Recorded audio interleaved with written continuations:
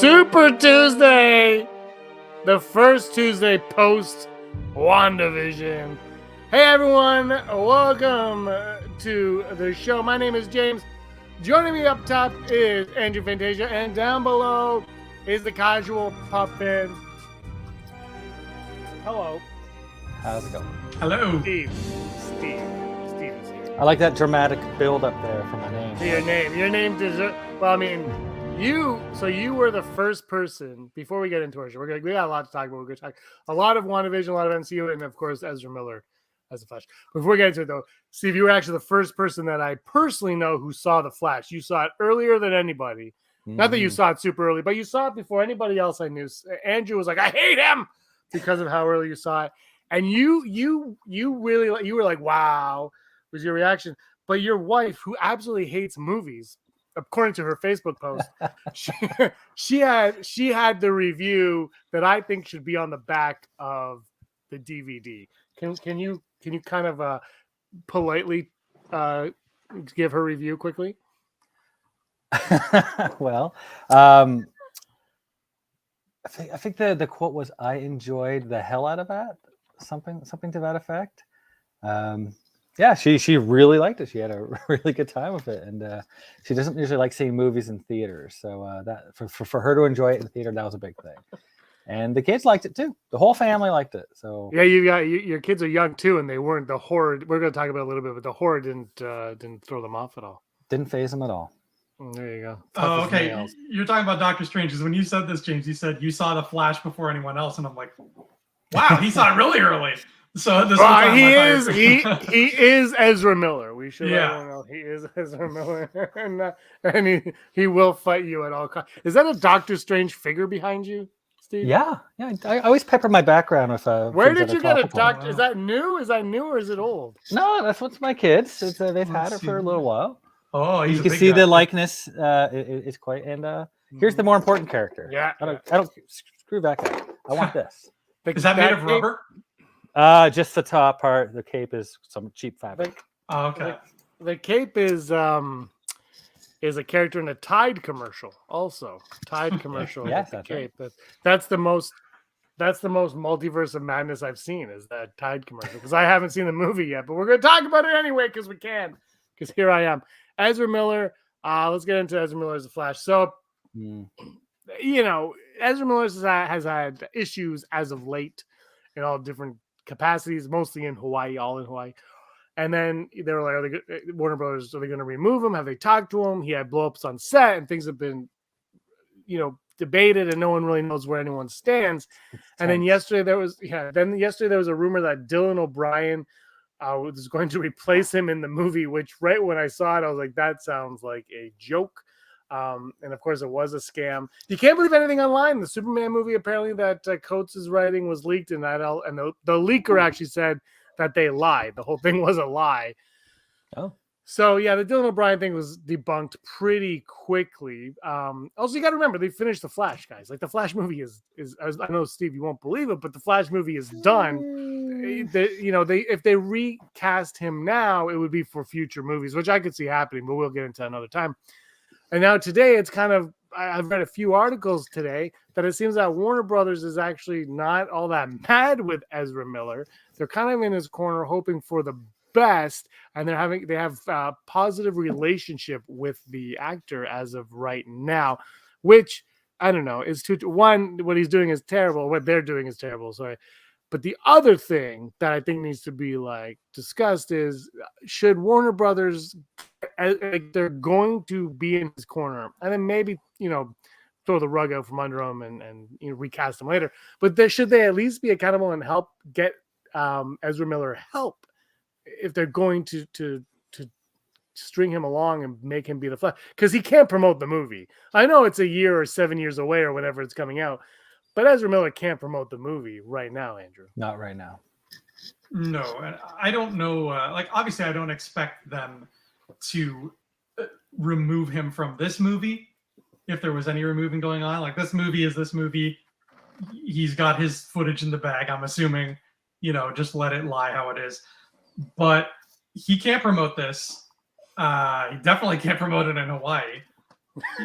a big old asterisk is going to come attached to this film, and the thing that's hovering above it all for me is that, all right, you have decided. When I say you, I mean WB. WB has decided they're in his corner, which is weird because they were very emphatically not in Zack Snyder's corner when his daughter died, but that's a whole other story. They're saying they're in Ezra Miller's corner, but usually what happens in situations like this is an apology is made. A public apology is made. And I don't think we've seen that yet, have we? No. Nothing. Yes. This is weird. This is a real weird thing. Ezra Miller is a strange cat. I don't understand what's going on there. I think some either get Ezra help or get a new Flash. But this road that they're taking, where it's just like, we're going to do neither, doesn't seem like the right choice to me. It's like they're in their corner for now, because you don't know what's around the corner, and a year and a bit is a long time for him to screw up. Now, they obviously have a vested interest in getting him rehab, and it's a public relations positive if they, make it look like they were trying to get him help. So it's certainly in their best interest to try and clean him up. But yeah, at what point is enough is enough? I think we've already crossed that point. I agree with the comment but from John saying recast him, no question. I agree. I think he's had enough chances, and there's certainly enough time in this movie before this movie comes out that you can figure out how to do away with him at this point. Well, the movie doesn't exist. It doesn't. I don't believe it. So, and I mean, you have the ease of he's always going through parallel universes, right? The character, and you've got Barry Allen and Wally West. Like, there's so many Flashes. This is like one of the easiest characters to replace an actor for. If it can be done, this is it. Yeah. All they have to do is, if they wanted to, you have this movie, you let Ezra Miller play out this movie, obviously, and then you shoot another mid-credit scene. Oh, I'm the Flash now? You just have like a new Flash show up in the mid-credit scene, and that's it, and you follow that character along. Or you just make the next. Maybe this Flash movie bombs and they never make another Flash movie again. That's another plausibility at this point, because I don't think we're seeing Justice League anytime soon. So you don't need to worry about the Flash entering that. I think the one thing you brought up though is when Ezra Miller goes to rehab, inevitably it's going to happen. There's going to be forgiveness and like, oh, I learned, and Warner Brothers could look like heroes. And okay, Fantastic Beasts came out, but I think he's not the main character in that, and you could easily forget that he's in that movie.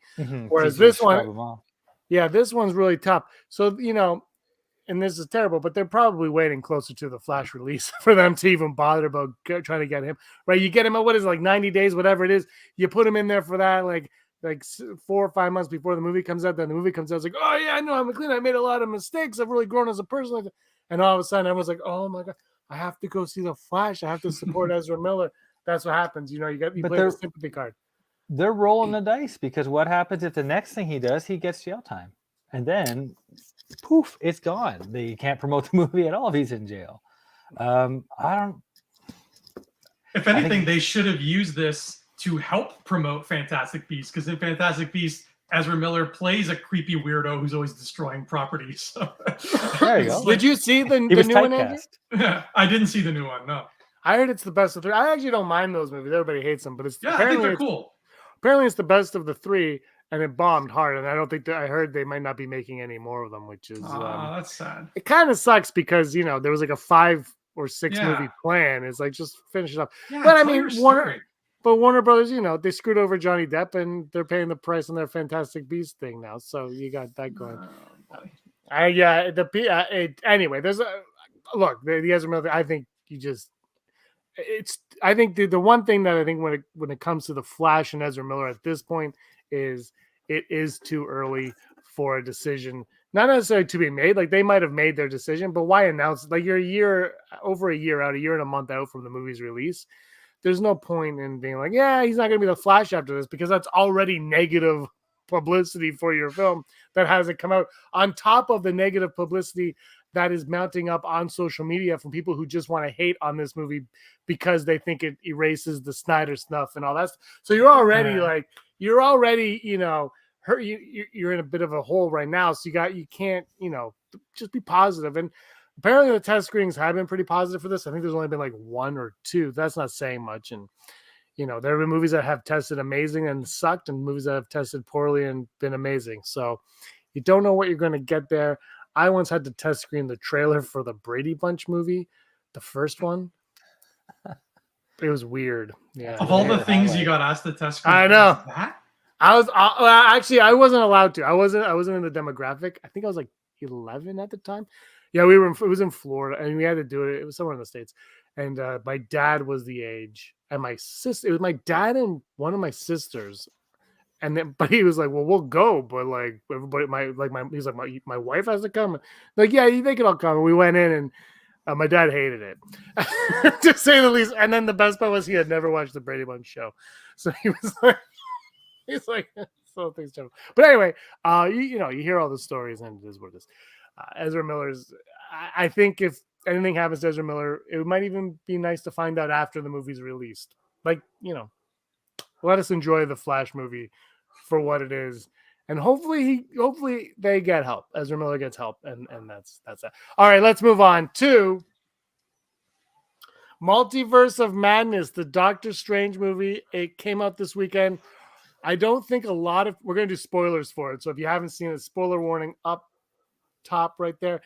And not a lot of people saw this movie. It only made $500 million opening weekend, which was actually, no, it made less than $500 million opening weekend, which to me is one of the most pathetic performances the MCU has had to date. Yeah, failure. Yeah, I blame the chemistry of Benedict Cumberbatch and Elizabeth Olsen and Benedict Wong, and the cape is what I blame the chemistry on. The Tide commercial did them no favors whatsoever. 450. I haven't seen the actual total. I think it was 450 million opening weekend, which is worldwide, of course, which is the 180, I think, domestically. What a stupid number. It's just like I remember when I was a kid, and like that's what movies. If a movie made 75 million, it was a hit. Now 450 million, and it's like crazy. 185 million in the U.S. alone. Wow. Right. Yeah. I believe isn't that what Morbius made? Total? Morbius made the opening night. Morbius made the opening night. By the way, hashtag moms for Morbius. If no one saw that was the Mother's Day. On Mother's Day, for whatever reason, the Morbius team decided to announce that it's coming to digital May 27th. And they just... They decided to hashtag moms for Morbius with the scene with Matt Smith shirtless. It was the weirdest. They're just going to try anything at this point. Whatever sticks. It's the movie that keeps on giving. It just doesn't give up. So we're going to do a watch party May 27th. We're going to watch Morbius. Party of one. Poor Morbius. They're like, we're going to bring it out May 27th, the same day as Obi-Wan Kenobi and Stranger Things. It's like, you really don't want anyone to watch this movie ever. So I hope the Blu-ray has a 4-hour featurette that's just about why the hell did we start calling this guy Milo? Yeah. I know, it's like, what was it? His name was Lucian? Luxius. Yeah, and then he's like, no, I'm just going to call you Milo because everybody that sleeps in that bed is Milo. Okay, what? Okay, call me Milo. Yeah. All right, Milo. Good to see you. But anyway, enough about that. Let's go on to Doctor Strange. Unbelievable. I am the one of the 3 people who have not seen this movie yet. I'm one of the 3 who haven't had a chance. So you guys are going to do a spoiler talk in just a little bit, like full-on spoiler discussion on Doctor Strange in the Multiverse of Madness for a little bit. But before, let's talk about a few things. Let's start off with, spoilers. Mm-hmm. For Multiverse of Madness, and 3 to go away. Okay, spoilers. Here we go. So, as everybody knows, I think, because I leaked before the movie came out, is John Krasinski finally plays Mr. Fantastic Reedison Richards. Probably, even though it did leak a week before, and I know you guys were able to avoid that leak, I think it's still the worst kept secret because we talked about it like 6 months ago where he's going to be playing him, and there was all the rumors everywhere that it was going to happen. Obviously, I don't know how it plays out in the movie, and I know what happens to him in the movie because I saw it because YouTube is evil, but I don't really care either. But John Krasinski is also in the Jack Ryan show. My wife is a huge fan of that show. I saw season 1, wasn't bad. Apparently, they're wrapping up the series in season 4, and I believe it starts filming towards the end of the year. And people are speculating now, like, okay, well, he's out of that. That is going to clear up his schedule for the next little while. Is there a possibility? Because we've kind of been told also that this is a one and done. Like, he's coming in, this is just for this cameo in this movie, and he's moved on. However, now people are speculating his calendar's opening up a bit. Is there going to be a chance of him returning to the part of Reed Richards? And after John Watts' exit, Andrew Fantasia, could he possibly even be directing the Fantastic Four in the Multiverse of Madness? Yeah, it could go either way. You're right. I mean, that's what I kept trying to tell myself after the movie to temper my excitement. Howdy ho, Alex. Is that just because he's Reed Richards in this reality doesn't necessarily it doesn't mean he's gonna be Reed Richards in our reality. So I tried to hang on to that to kind of temper myself, but coupled with the fact that we don't have John Watts anymore, we're short one director. He's also a pretty good director. So now we have another reason for him to stick around. And I mean, in all honesty, Marvel is good at knowing what the fans want. And I don't think fans wanted anybody more for this role than Krasinski. I'm sure the other names have been tossed out, but he was like the 90% majority. I didn't really care either way for Reed. I find Reed kind of a bland character. I was more interested in who's going to play the Thing. But because so many people wanted him to be Reed, I don't see them recasting because they know they'll get some sour looks if they do, especially from James. Bring in Rainn Wilson as the Earth 616 version. Just mix it up. We got a comment on Alex. Going to get to it in a second. Here's my thing on Krasinski as Reed Richards. Everybody wanted it. Well, most people wanted it. I've heard mixed things about his performance in the movie and whatever. That's besides the point. Doesn't matter. Now, I brought up a point to both of you, and neither one of you cared, and that's fine. But in that scene, the actors that are playing the members of the Illuminati are all actors who have portrayed those characters in other mediums, right? So you've had what's her face as Carter. We've had Black Bolt. And of course, Xavier. They've all been, I don't know if or Captain Marvel in it too. I don't know them all, whatever. Yeah, sort of. There's a tie. Okay, so anyway, but the thing is with Krasinski coming in, you have a role of somebody who's played the part in another universe. And it's kind of strange that they would all of a sudden be like, well, all these are actors that you recognize in these roles, but now this one that you have two other actors that we could easily call on. Why are you shaking your head? Because I didn't recognize one of them. We'll get to that. Okay. That's on you. But the point is, like, they use somebody that everybody was associated with the characters. And then with Reed Richards, they were like, no, we're going to fan cast that one. So that confuses me. And that's not like, well, I can't believe they did that. It's more like, why do they do that?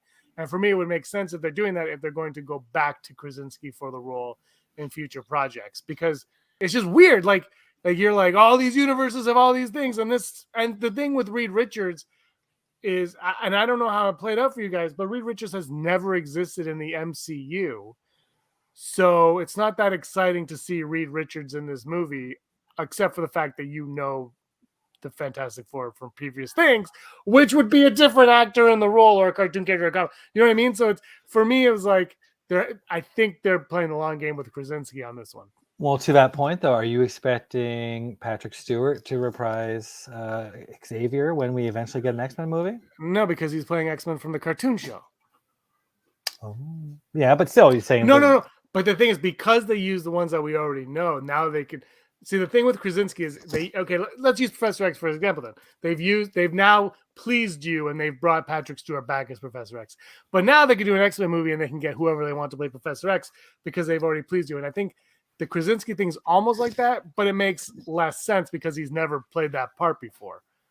Yeah, I see what you mean. Like, it would make a little bit more sense if it was like they put Miles Teller in there for a kid, especially because Miles Teller, I could be wrong, but he seems like the kind of actor who thinks he's too good for Marvel movies. Oh, probably. So I feel like, he would just be like, "Yeah, just give me a cameo and let me go back to my indie films," and that's him tossing his card.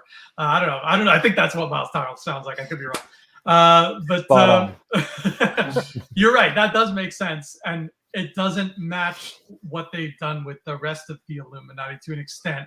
But it is a kind of cool way, on the flip side of that coin, to announce his casting in this way, instead of just, some news story coming out on Screen Rant saying, confirmed, it's him. Yeah, no, it's true. But also, would it not be better if he just played Reed Richards in our timeline? Oh, yeah. I see what you mean. Yeah.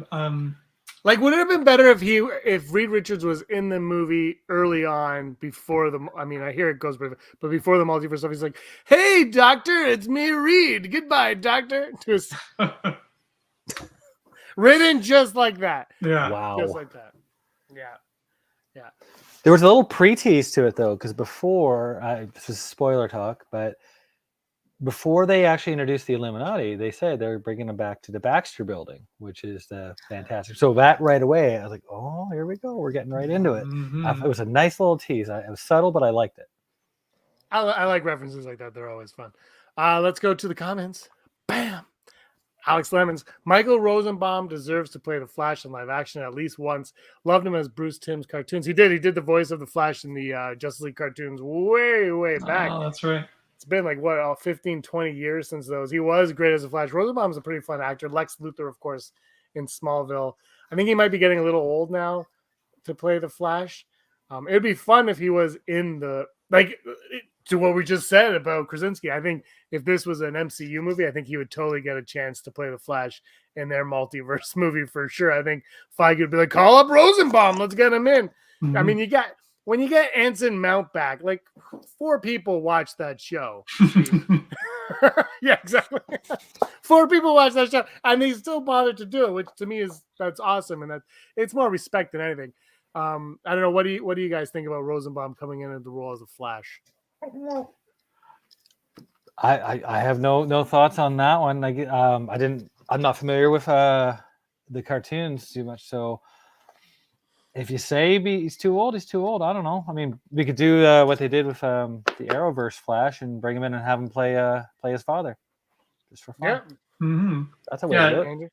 You could really. I like the idea of the Flash movie having every actor who ever played Flash stepping in there. Throw Neil Patrick Harris in there too. He voiced Flash once. Just get the whole shebang in there. Michael Rosenbaum. I'll just say this about him, Alex. He was such a good Lex Luthor that I physically can't look at him in the real world, because seeing him with hair creeps me out. Because I know him as Lex, and to see him with hair, I'm like, that's not right. It's like Uncanny Valley. So if we get him as Flash, all I request, bald Flash. That's all. Super Bowl Flash. And I'll be Alex got another one right here. How would you guys design, and we're going to start with you, Andrew, an MCU version of The Thing? Tim's story version, I nicknamed Hash Brown Man. But Chickless was great as The Thing. Chickless was great. I think I still stand by, if I was ever to do a list of like the 10 best portrayals of a comic character that feel like they were ripped right off the page of a comic, Michael Chiklis as The Thing would be like in the top 5 next to like J. Jonah Jameson and everything, because he was a perfect Thing. I don't care if he looked like a hash brown. I like hash browns, just not the ones Tim Hortons makes. They taste literally like garbage water. So I am all for the MCU version of The Thing looking like that Thing. I didn't see the gritty reboot Josh Trank one yet, so I don't know what that thing looked like, but I just want this Fantastic Four movie to be like super colorful and bright and vibrant. So I hope it looks more like Chickless. Is he Korg? What is Korg made out of? Oh yeah, he's a rock man too. So they picture that, but orange. There you go. There you have your MCU thing. There you go. I'm looking up the 2015 Fantastic Four thing. I can't remember what he looked like. I think he just looked like asymmetrical and dark because they were really trying hard to be badass. No, he didn't look too bad. Yeah, that's okay. Look, you know what? This Fantastic Four movie, I watched it with Brock, who I do Rebel Scum with, and we were like, "Oh, let's watch it. How bad can it be?" And we started watching it. Steve, you've seen it, right? Yep. Okay, so we were watching it, and tell me if I'm wrong. But the movie was going along. I'm like, this isn't that bad. I was just watching. I'm like, it was kind of like Morbius. So I'm like, this is not that bad. And then it hits a point. I think when they become a Fantastic Four, and like after that, it goes 1 year later, and the whole thing just like goes to hell. Oh, And then no. it has like the worst ending of any comic book movie. And it was just like, wow, it was like it had something. I don't know if it had something good, but it had something that was kind of keeping me going. And then it just like, I don't know. What do you think, Steve? Yeah, it was different. Whoa, too different. Okay, that's it. Basically, anything that happened on whatever that alien planet was, that's what took me out of it. Yeah, I was giving it. I was giving it a chance. I was with them. Okay, that's different. I take it. But yeah, no, they took it too far. And I don't even remember the ending. I really don't. I mean, I remember them at the Baxter building, and all of a sudden they had a whole bunch of people working there or something. Is that? I think they go back to. I think they go back to the planet and they like punch Doom. Like they just keep punching him or something. I can't remember. I just remember it was like really. Yeah, I remember it was really bad, and it felt like no one knew how to end the movie, so they just did it. And then they're like, "Well, there's 4 of us. We're pretty fantastic," and then the movie ends. It's something. Don't quote me. That's a paraphrase, but it's very like I'm not even joking. It's something similar. But I thought who played Thing was Jamie Bell. I think he was good. I thought he was good in it actually as a Thing. No, I thought he was good as a Thing. I didn't like him as Ben. No, I don't. No, he was good as a Thing, not Ben. He was good as a Thing, but Ben, no, he didn't fit. Chickless is Ben. They got to get Jamie Bell to do another Tintin movie with Peter Jackson because that movie was dope. By the way, I want to shout out to Alex for the really cool Soundwave graphic. I'm loving it. Yeah. Just putting that out there. Yeah, big Transformer guy. And he also said that he thought Rosenbaum was great, but Clancy Brown will always be the definitive Lex in his book. Rainn Wilson was also fun in the death of Superman animated movies, and sole highlight of Fantastic Four was was Homer Simpson cameo. Oh wow! yeah, there you go. Another reason that I have to see this. It was on Netflix. I watched it on Netflix, so it might still be there for all I know. I think it's on Disney. Is it not on Disney Plus? I think it might be. Actually, it could be. Yeah, but like, I get like the cast is actually not bad in that movie. Like, it's got a lot of positives. They're just like the negatives are just so much greater. Like, just so much greater. Like, I don't know. Anyway, it was like at first you're like, oh, this isn't that bad, and then Andrew, it hits this moment. And from there on out, it just never figured. It just doesn't know what's up. It's crazy. Yeah, it's on Disney Plus. Watch party. Let's do it. Oh, totally. As long as Dr. Doom's not a wimpy American again. It was like Tim Story. I don't know who made the choice. Let's make Dr. Doom just like this little American businessman who's just, hey guys, I want power. Here's my mask. I think the problem though is those movies predate the MCU, and superhero films still hadn't been figured out, and they weren't letting themselves go off yet. They were still embarrassed to be superhero movies. Yeah, so basically it was like they were kind of like Spider-Man kind of allowed them to do like the Thing and have their costumes, but they still Batman and Robin always lingered, and they're like, no, just make him Lex Luthor. Like that's it's just like make him Lex Luthor, make it like, and that's I think that's where it was always, is they're kind of afraid to go. Now I think they'll go balls to the wall. I literally, I'm not saying this is a joke. I want Dr. Doom to behave and sound like Grievous. Yes. I want like curse you, Richards. I want that Dr. Doom. Do you guys catch the Dr. Doom reference in Moon Knight? Did they say Latveria, or they go to Latveria? I think in episode 1. That's where that town is. I don't know. I just saw it on Instagram, so I was like, "Oh, look!" And I was like, "Oh, cool." I haven't seen Moon Knight yet. I'm gonna watch it. Maybe this weekend. It's supposed to rain. Maybe I'll watch Moon Knight this weekend. Here we go. Do you have to watch Moon Knight to like Doctor Strange Multiverse of Madness? The answer is no. They don't connect at all. But WandaVision. Let's talk a little bit now back into Doctor Strange Multiverse of Madness, and I want to hear what you guys have to say about the horror aspect of it, because everyone is making a big deal online. They're like, this is a Sam Raimi movie through and through. It's so scary.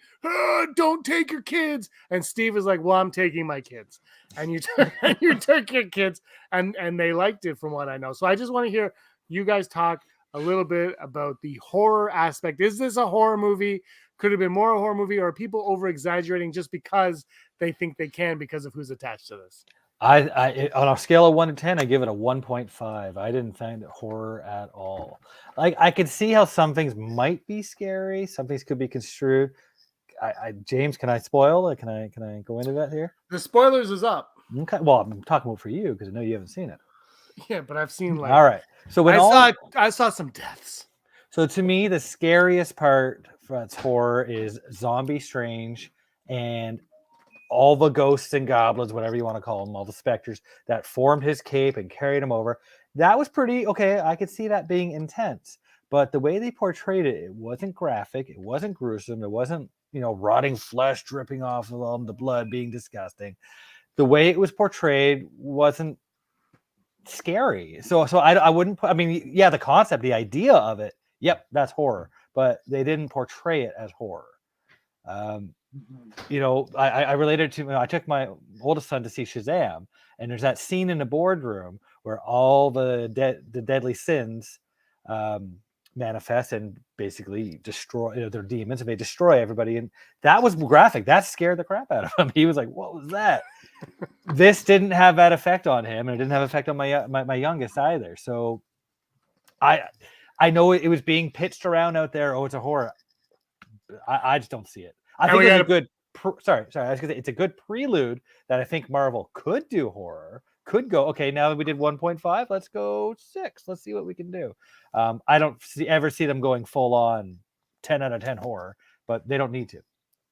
And I just should point out that you actually love the movie. There's not a knock on the movie at all. Not at all. No, not at all. Just in case anyone interprets that way, though. You don't like it. It's not scary. Andrew, what about you? You are a huge Sam Raimi for the love of the game fan. What did you... Oh, what? I like For Love of the Game, by the way, Kevin Costner, and he cuts his arm open, and he's like, he had to just put gore in it somewhere, Raimi. I was trying to think when I heard all the Raimi talk after this came out about, how much Raimi I'd been exposed to, and I've really only seen his Spider-Man trilogy and his Evil Dead trilogy, and that's all the Raimi I've ever seen. You've never seen Darkman? I've never seen Darkman. I want to. I've seen Oz the Great and Powerful. I forgot about that. Yeah. Most people did. And I got to be honest, I really don't like the Evil Dead movies at all.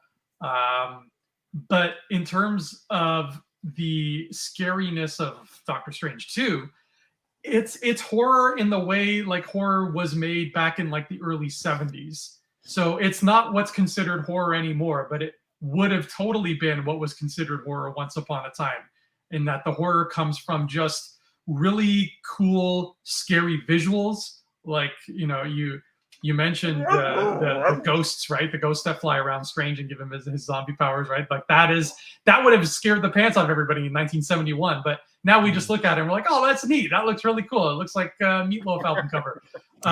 And the stuff that Scarlet Witch ends up doing is horrifying in the sense that, like, oh my God, she's doing these things. We know this woman, and seeing her do these things is disturbing us.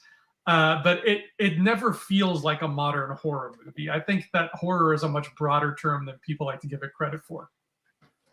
That's fair. I haven't. You got to see Darkman though. Liam Neeson. Darkman. I know, yeah, I want to. Yeah, it's I don't know if it holds up or not. I haven't seen it in like 20 something years, but it was really good way back in the day. His precursor to Spider-Man. Right. Great. Yeah, I love what he did with Spider-Man. Is such a great movie. There's an article. Is it Vanity Fair or Variety somewhere? They did they interviewed Raimi, the producers, David Koepp, the writer, Elizabeth Banks, and Willem Dafoe about the making of that movie 20 years ago. And it's a great read where he sits down. They didn't even want to see him, and he sat down, and all he did was gush for an hour about Spider-Man. And then he left, and they're like, the meeting wasn't over, and he just left because he thought he only had an hour. and then he got the job. And I think I think that was the best thing that happened to comic book movies since Batman and Robin. The most important comic book movie of all is Batman and Robin, according to Kevin Feige. This is what not to do. What not to do. Before we get to your spoiler talk, I gotta ask you guys.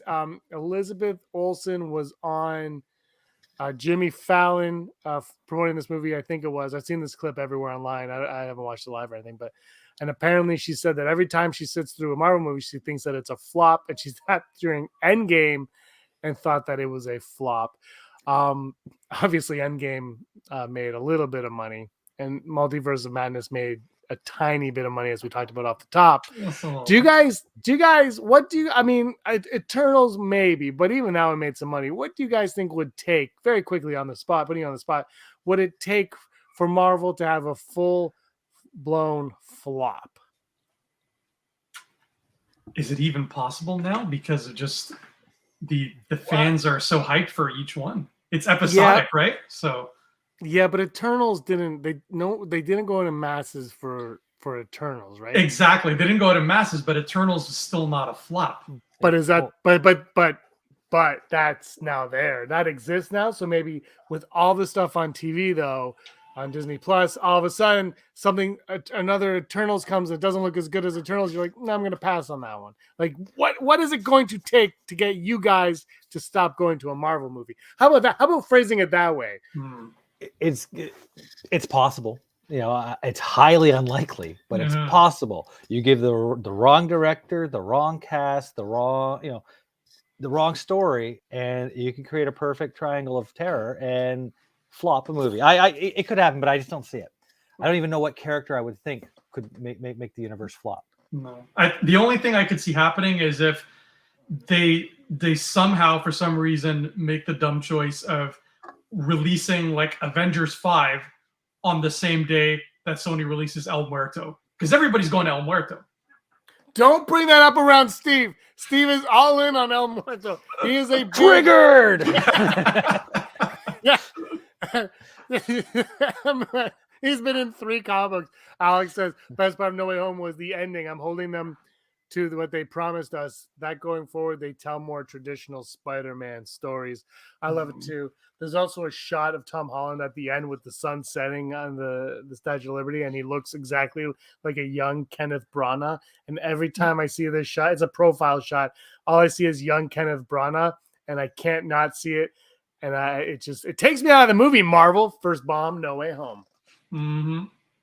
I agree, Alex. And if I get Spider-Man fighting Kingpin, you're going to see one happy man. There you go. Yeah, I'm curious when we're going to get more. All right, you guys want to do your spoiler talk, and I'll leave, because I haven't seen it, so I can't add anything to this conversation. The other ones, I felt pretty confident in saying that John Krasinski should only play Ryan. But you guys, like, I just want to hear your just like very spoilerific moments of the movie. Talk about it, geek out over it. I'll be listening. I'll interject every once in a while and be like, sustained. But all right, like 5 minutes. Let's go for it. Have a fun time talking Doctor Strange and the Multiverse of Madness. Full spoiler discussion. All right, Steve, you go first. I'm casting my spell on you. You go first. Well, I enjoyed, like my wife said, I enjoyed the crap out of that movie. It was fun. It didn't follow a lot of. Remember, people, when I review things, I'm not very deep. I'm as deep as a kiddie pool. So I'm sorry, but it jumped right into the story, which I liked. It wasn't like, okay, we established Doctor Strange in the first movie. Now let's dig deep and peel back the layers of Doctor Strange. They're like, no. They're like, all right, here's Doctor Strange. All right, here's wacky event going on. Go. I like that. I mean, we've seen enough Doctor Strange in all the other movies, like with his little cameos and whatnot. I don't need any more layers. You just threw him right into the story, and away we went, and I was happy with that. What did you think? I also love the hell out of this. All the Avengers movies are event movies, but I feel like Marvel has also made a small handful of event movies that don't have Avengers in the title. And I think Civil War was one, No Way Home was one, and now I think we can add this to the list. This felt special. It felt like an event. Everything, pretty much everything right up from that reveal of Scarlet Witch in the orchard and what she wanted to the end of the movie felt like a special Marvel event. Like it just felt like a bigger deal than anything that happened in Shang-Chi or anything that happened in Black Widow. And that's not to smack those movies, but it's a much more important part of this giant tapestry that is this story. And yeah, I think it's in my top 5 MCU films somewhere. I'd throw it in there, sure. The thing I said to James is like, the movie played out exactly how I thought it would, but it also totally didn't. So I thought for sure with the ending of Spider-Man No Way Home, with the ending of Loki season 1, that's all going to tie together. I think they even made it look like that in the trailers where they say, you hear Wong say, I told you not to cast that spell. That wasn't in it. This did not tie into Spider-Man at all. It obviously tied into WandaVision, but it didn't tie into Loki. It didn't tie into Spider-Man like I thought it would, and I'm happy with that. It was a nice surprise, but it made sense. It worked for me. Yeah, and it's a great example of, like you mentioned, it tying into WandaVision. It's a great example of them using their synergy in the right way. If we invest all this time into these Disney Plus shows, it's nice if those Disney Plus shows matter in the long run. It can pay off. They are already really starting to pay off like that. This is essentially WandaVision season 2, or like the season finale, if you will. Like it is a big deal for it. It kind of closes a big chapter in the book that was the story of Scarlet Witch. Possibly the last chapter. I doubt it, but it didn't end too well for her. So I'm hoping that this sets a precedent moving forward, that other films will also carry on the plot lines from these shows we're getting in these big, meaningful ways. Hopefully, again, it's coming from a guy who can't stop talking about the Kingpin. Hopefully the Hawkeye show gets its due in a movie moving forward. I want to see that synergy keep getting stronger. My first jaw drop moment, and it might be a little, but I loved it, was when we see Doctor Strange talking to Wanda in the orchard, and everything's like, because it told it to me, I thought, okay, they're going to team up for a while, and then she'll become the bad guy or something. But no, as soon as she said, "Oh, I didn't say her name," or "I didn't say America," boom! Oh, I dropped. That's happening. Oh, like, I wasn't expecting it then, and I love that it happened then. Like it just drove us right into the story. Yeah, like we got that runtime. Remember, we got that reveal of like it's 2:06, and we're like, that's it for this giant multiverse movie. So they didn't waste a second of that. Like right from the get-go, you're on this adventure with Defender Strange, I think he's called, and America. What do you think of our new hero? What do you think of America Chavez? I thought she was great. Had a lot of personality, a lot of charisma. Definitely played well. Obviously, we had to kind of see what her powers were. My question is she a mutant? I think she is, because the way her powers manifested as at a time of emotional stress and trauma, and unfortunately doing what it did to her two moms, that plays right into a mutant origin story. What do you think? You're right. I think a mutant makes a lot of sense for her. I loved America too. I thought she was really cool. She's so young. So that actress is like, I think she's like 17 or something. So she has so many years ahead of her where we can do all these awesome things with her. So I'm looking forward to that. I have the same excitement I did when we first met Tom Holland's Peter Parker. It's like, oh my God, he's a kid. Like we have years to play with this character. And I mean, I've heard a lot of people bash on the simplicity of America's origin. And to those people, I just got to say, clearly you don't appreciate how terrifying wasps are. Because if a wasp landed on my thumb, I would also probably react in a way that would devastate everything around me. So like that is a bigger deal than I think people give it credit for. Yep. My son, when he was helping me mow the lawn 3 years ago, got stung by a bee, and he still talks about it. He's not happy. He's not forgiven that bee. So I get it. I agree. What was I going to ask about America Chavez? The other thing I like about it is I don't know anything about America Chavez. The character. Am I even saying that name right? I don't know anything about her. So they have free reign to go wherever they want. Whereas you said when they introduced Tom Holland as Spider-Man, well, okay, I've got an idea of what they're going to do with Spider-Man. So with America, the sky's the limit. She could be as big as they want her to be, if that makes sense. Yeah, they could really find creative ways to use her powers. I don't know how much more they have planned in regards to multiverse hopping. But if you're gonna have America Chavez for the long run, chances are that means they're gonna do a lot more multiverse hopping, which is kind of fun to think of. Now, this is an observation, it's not a complaint.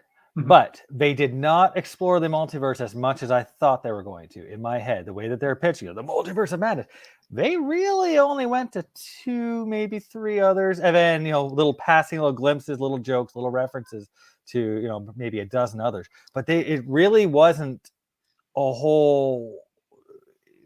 I can't say world and company because we're dealing with multiverses here. But and I like that they when they got to Earth, whatever Earth that was it 812? Whatever it was. I remember, simple. But whatever Earth that was, I like that. A good portion of a story took place there. It's like it allowed it to pause, it allowed the movie to breathe. One thing I was thinking about her powers, though, when Wanda was following her through the portal, could she not just say, "All right, close that portal and chop Wanda in half"? Could she not have killed her? Ooh, pull a Bioshock Infinite on her. Yeah, maybe. You always hear that complaint about the sling rings when they're doing those portals. I thought that solely about her power. I'm like, she could kill Wanda right there. Maybe that's just a case of like she's a hero. She doesn't want to kill people. Mm-hmm. I've heard that observation though before, like since the movie's come out. I've heard a lot of people saying like, "Yeah, I thought we were getting more multiverses," and I'm in the same boat. I think something about just the way the movie was sold. We all kind of expected a bunch of worlds, and instead we just got like a very small handful of them. But I think they sort of redeemed that fact, or they made it a very acceptable fact at the end when Zombie Strange is telling America, you kind of can control your power because you've only ever really taken us to the worlds we needed to be at. Mm-hmm. And that sort of opener. Otherwise, it kind of would have been like, "Hey, I learned to control my power at the last minute." But no, this was it was dropping the hint that she is even just subconsciously doing it right.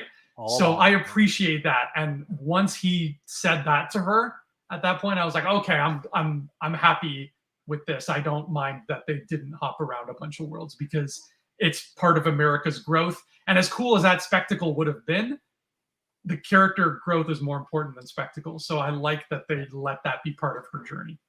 All right. Illuminati. Let's talk about the Illuminati. Yeah. I know a lot of the characters leaked months ago, and I forgot about it. I mean, I knew we were going to get Captain Carter. I knew that one. But I totally forgot Black Bolt. And when I saw Black Bolt on screen, and remember, I watched Inhumans. I didn't say I liked it, but I watched Inhumans, so I was familiar with it. And I saw Black Bolt, and I'm like, who is that? Why'd they get a wrinkly old man to play Black Bolt? And I realized I did not recognize it was Anson Mount reprising the role.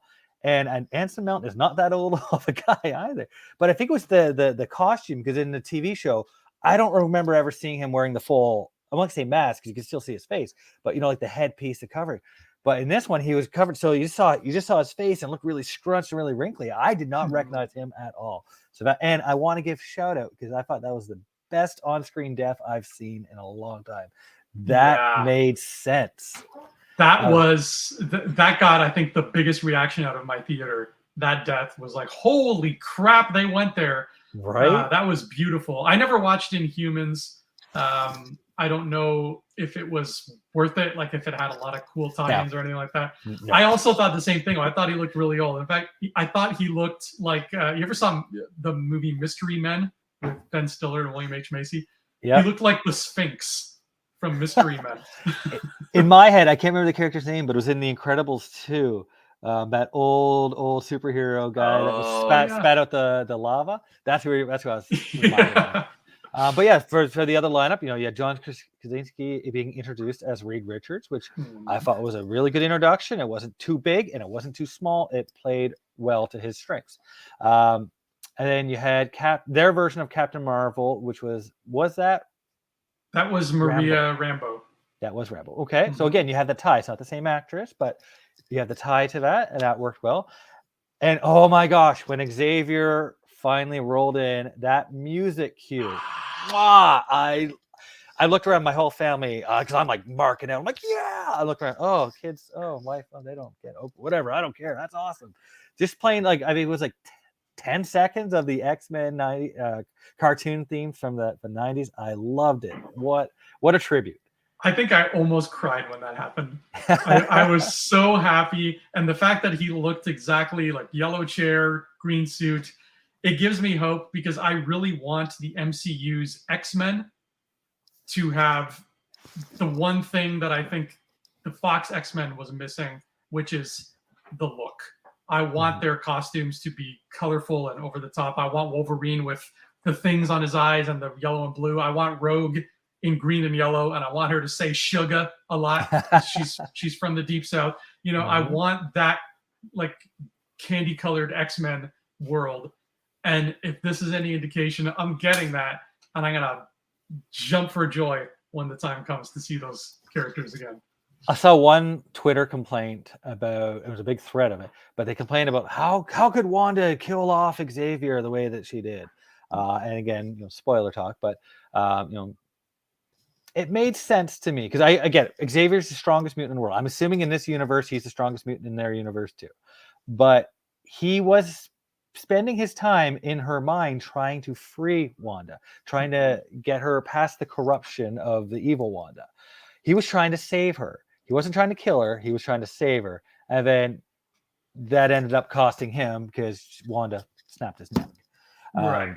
But yeah, for people to be upset, oh, how could she kill off Xavier? To me, I think it shows the strength of the character. But he was trying to save her. He wasn't trying to stop her necessarily. Well, stop her, yes, but not ultimately stop her. Yeah, whereas exactly. She was willing to go to that level, right? And she was not only, using her full Wanda powers, but she had some Darkhold shit going on too. Mm-hmm. So she was amped up.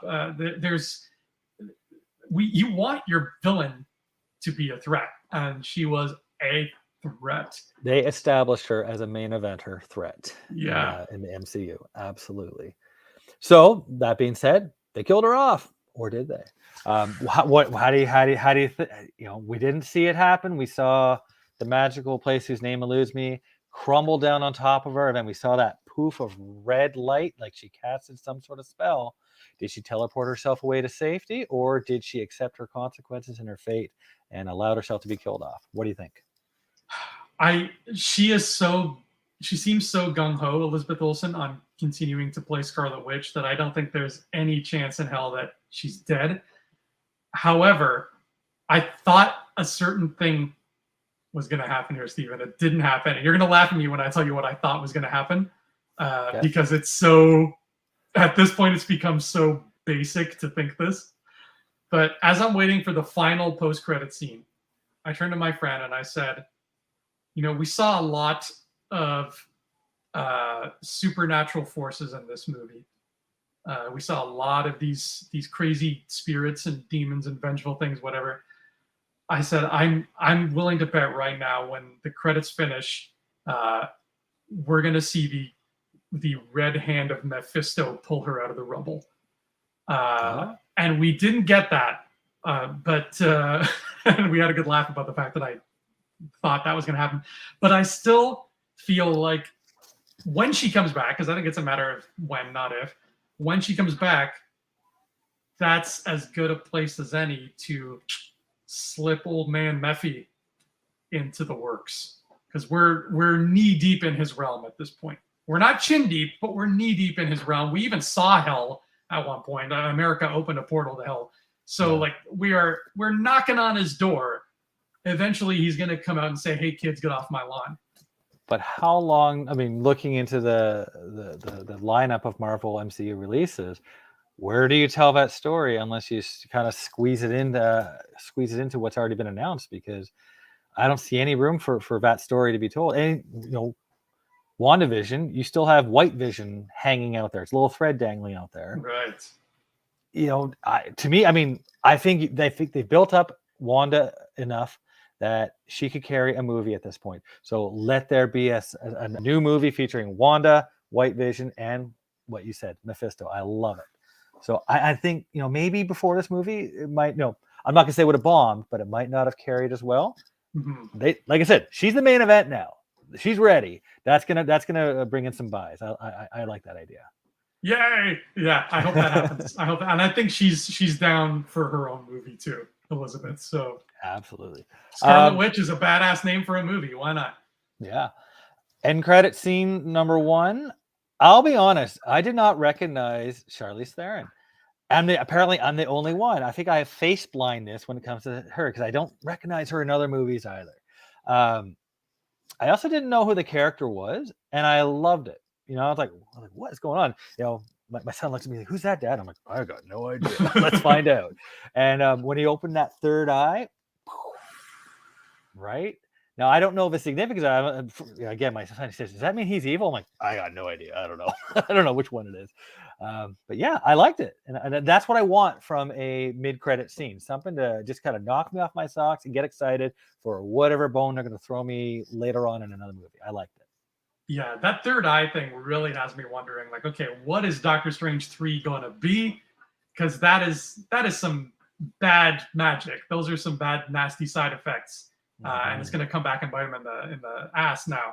But now we have Charlize, who, yeah, I didn't recognize at first either. It took me a couple seconds. She's such a chameleon, I think. That's why it's hard to write. She really, you know, she's not like Brad Pitt where she looks the same in every movie she's in. She steps into different roles. And getting to see her as Clea was really, really fun. And I'm excited to see the two of them have some kind of crazy adventure now. I want Doctor Strange 3 more than I want half of what's on the slate in front of us already. I feel like this movie and setting up for Doctor Strange 3, like, it's the most comic booky of all the MCU movies. And I'm, you know, our phrase on this show is I'm here for it. I'm absolutely here for it. It was such a fun film to go to. And, you know, again, talking about, you know, where do we lead? I still don't know how this ties into Loki. Like, I walked into this movie thinking, okay, they're going to tie in the mutants. They're bringing the mutants in. Finally, we're getting Xavier. We knew we were getting Xavier. They're going to tie it in. They didn't. There is no indication of how they're going to bring mutants in, other than my suspicion that America is a mutant. But that doesn't mean, just because she's a mutant, doesn't mean all of a sudden the mutant gene all of a sudden explodes across Earth 616. So I don't know. I was expecting some sort of idea on how we're going to get mutants, and we didn't get that at all. Yeah, in terms of the mutants and like the whole the overarching story of it all, into like the Kang stuff or the multiverse stuff or what have you, it's kind of a shame because now it's like I don't think we're getting any of that in Thor. I doubt we're getting any of that in Black Panther or the Marvels. I think we're going to have to wait till Ant-Man before any of that is touched on again. And is that the right move? Like, again, I love Ant-Man. Don't hate on me for this, but you know, Ant-Man's a pretty small character in the grand scheme of things. You know, multiverse, things clashing together. What do they call it? An incursion. You know, incursion. I don't see that happening in Ant-Man, or if it does, Scott Lang is like, "Whoa, geez, what was that?" You know, and somehow magically fix it by accident. Again, not a complaint. I love it. But yeah, I'm not sure on. Like I said, this movie, I had a really preconceived notion on how this was going to shape the MCU, and it didn't. So now I'm left with, you know, scratching my head, and that's not a bad thing. You know, it's not. It's not. And we know they're going to deliver. It's Marvel. They will deliver. Exactly, they will. And not only will they deliver, but they already know when and where and how they will. Unlike DC. Unlike, I gotta get that in there. I gotta get that. And I think that what you just said is a great point, though, because I feel like all the people I've talked to this week, it's like 75% of people think it's awesome. 25% of people are like, I really didn't like that. And I think that for that 25% who didn't like it, I think it comes back to what you just said, where I feel like all of us as Marvel fans who are following this, like in a really sweaty manner of like, yeah, we're tracking everything on like a chalkboard. We all went in with a preconceived notion. We all went in, whether it was we're getting lots of multiverse or we're getting mutants or we're getting this or we're getting that. We all went into this movie with a notion. And I don't think the movie proved anybody 100% right. It really did its own thing. And I think that turned that 25% of people off.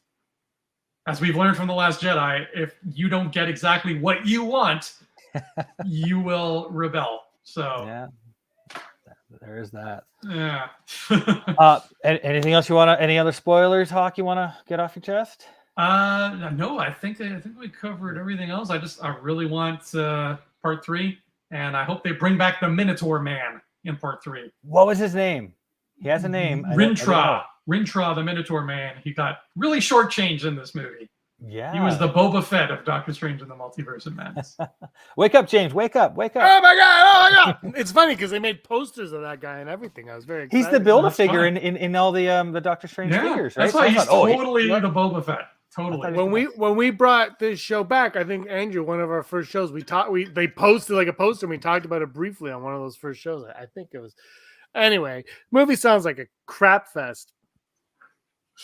Yeah, we were pretty bored. Yeah. You guys didn't sound entertained whatsoever. I blame Kevin Feige, Benedict Cumberbatch, and the bull guy.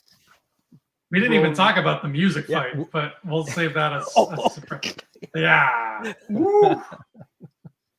James, you ever seen Fantasia? No idea. James, you ever seen Fantasia? Me, of course. Not me. The movie, not the person. Have I ever seen Fantasia? Who are you talking to? Okay. I own Fantasia 2000.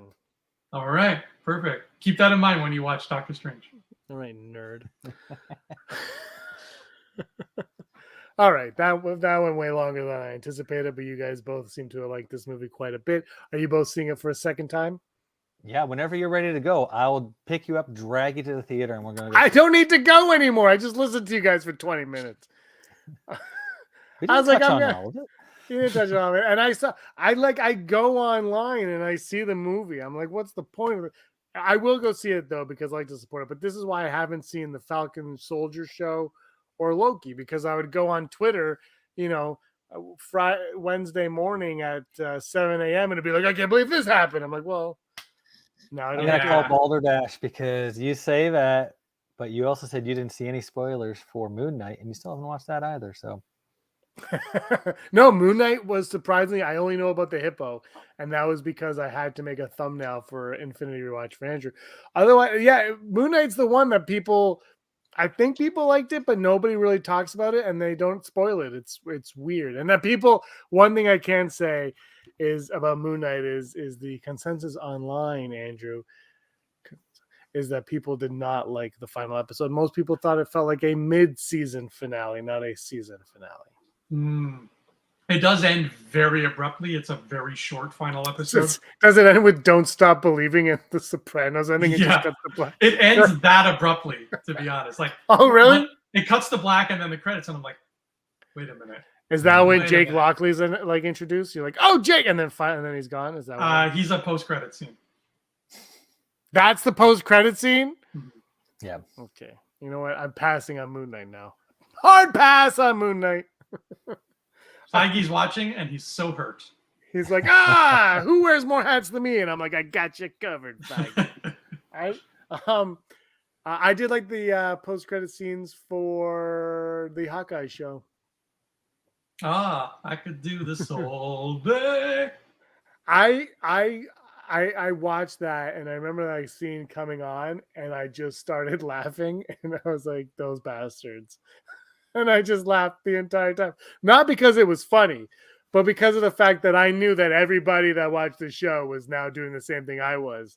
And half of them were cursing Marvel. And it was just like, you bastards, you bastards. I had a good laugh over that. Well, one final thing. I know we're going over time. So do you guys think it's time? I can't remember what website it was. They had an article. Is it time for the end credit scene to end quickly? What do you guys think? Yes or no? Is it time for Marvel to move on past the end credit scenes? No. Nope. Talking about what we just saw, the spoiler talk, it was awesome. They did it right. The only one I think that I really didn't like was the Deadpool 201, where I just didn't like that one. I'll just leave it there. I won't get into it. I didn't like that we had to wait for the Doctor Strange trailer after No Way Home. I was like, don't show me a trailer. I don't even consider that wasn't a scene. I don't consider that a scene. No. Same. No, but it was still at the end though. It was still the Yeah. post credit. It's like, no, don't do that. That was wrong. I liked like Captain America saying, "Oh, you're still here," was way better than. Yeah. Well, I'm just saying, if I had to have one or the other, it would be that one. It would be the Even- thing that we. Captain America 1 just ending with the Avengers trailer at the end of the credits. Like, no, I don't count that. It's No, trailers don't count for me anyway. Andrew, is it time for them? Whatever, you're a shill. We don't. Andrew is Kevin Feige. I am. Oh yeah, let me quickly grab my book. Hold on. It's right here. Okay. Steve. There we go. There it is. Hold on. Hold on. Before we get to that, Yeah. has there been any MCU post-credit scenes or things that haven't played out or hasn't paid off in future movies or anything? Well, there was a short period of time where they just took clips from the other movies, so those played out. I think. No, but the reason why, because I got to get back on my anti-DC agenda. Remember that little worm creature talking to Lex Luthor in jail? Do you remember No, that one? was Shazam. That was Shazam. Whatever, DC. I'm saying it was DC. Right. No, that worm creature is a big Shazam villain, though. So I don't care. We're not getting any payoff to that. We're not going to see anything. Shazam 2 is coming out. You haven't seen it. You don't know. Doesn't have. There's no payoff. They're watching this video right now. They realized, oh shit, we forgot the worm. Tomorrow, Shazam 2 delayed till 2025. And then I'm because of challenging that- them. Tie things together. Wrap it up, please. Well, that might pay out, but yeah, they canceled the Wonder Twins movie. Why they were making a Wonder Twins movie? It was going to be on HBO Max, but still, like I think the mergers happen, and they're going to, I think, really take a look at what they have and figure it out. And I think Please do. the next, and then it's going to take time though, right? They can't just like change it. So in the next few years, though, you'll see a lot of changes over at DC. All right, Andrew, plug that book. That book is called Side Scroller. Thank you very much. And I wrote it, and you can buy it on Amazon right now. How many multiverses are in it? Just 4. Just 4 multiverses. I didn't go nuts. No. But it's a very fun book. I wrote it. It helped me out a lot. You can buy a copy for And the everyone thing, you know. my favorite thing is you're holding up the copy that you don't even pay for. You're holding up This is the a not for proof. resale copy. Because all the ones that don't have that are like tucked away down there.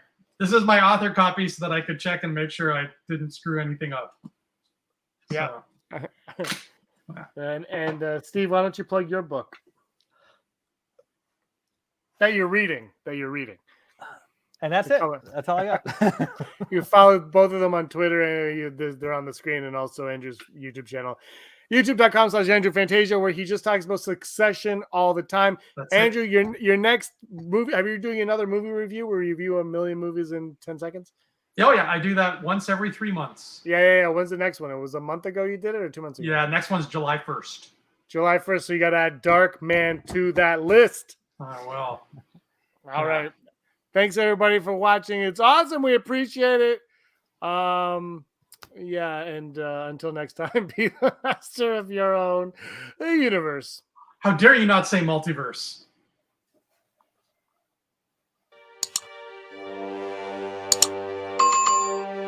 Multiverse.